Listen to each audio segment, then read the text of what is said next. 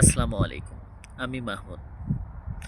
আজকে আমি আমার প্রবাস জীবনের কিছু সত্য কথা বলবো। অনেক মানুষ ভাবে প্রবাস জীবনটা অনেক সুন্দর, অনেক টাকা, অনেক সুখ, কোনো কষ্ট নেই।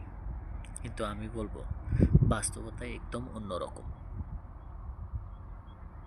আমি প্রতিদিন ভোরবেলা ঘুম থেকে উঠি, কাজের জন্য প্রস্তুত হই।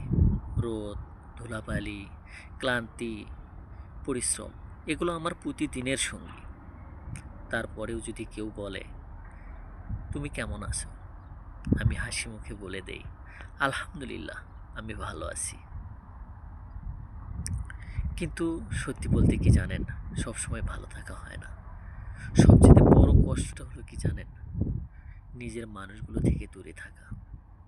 অনেক সময় মায়ের কথা অনেক মনে পড়ে। মনে হয় যদি মায়ের সাথে একটু কথা বলতে পারতাম, মাকে একটু দেখতে পারতাম।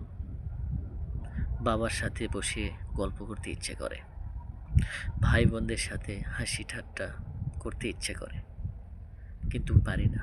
কেন জানেন? আমি একজন প্রবাসী। আমার কষ্টগুলো আমি বুকের ভিতর লুকিয়ে রাখি। শুধু একটা স্বপ্ন নিয়ে বেঁচে আছি, একদিন আমার পরিবারের মুখে হাসি ফোটাবো। সবাই ভাবে প্রবাসী থাকলে অনেক সুখ, অনেক টাকা, কিন্তু কেউ দেখে না এই টাকার পিছনে কতটা একাকিত্ব, কতটা ঘাম, কতটা পরিশ্রম লুকিয়ে আছে। তবুও আমি সব সহ্য করে সামনের দিকে এগিয়ে যাই, হাল ছাড়ি না। কারণ আমার স্বপ্ন আছে, আমার পরিবার আছে,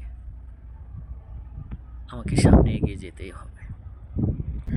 সবশেষে আমার সকল প্রবাসী ভাইদের উদ্দেশ্যে একটা কথা বলতে চাই, আপনারা কখনো হাল ছেড়ে দেবেন না। আজকের কষ্ট, আজকের পরিশ্রম একদিন সফলতা হয়ে ফিরে আসবে। আরও এরকম ভিডিও পেতে হলে আমার চ্যানেলটাকে অবশ্যই সাবস্ক্রাইব করে রাখবেন।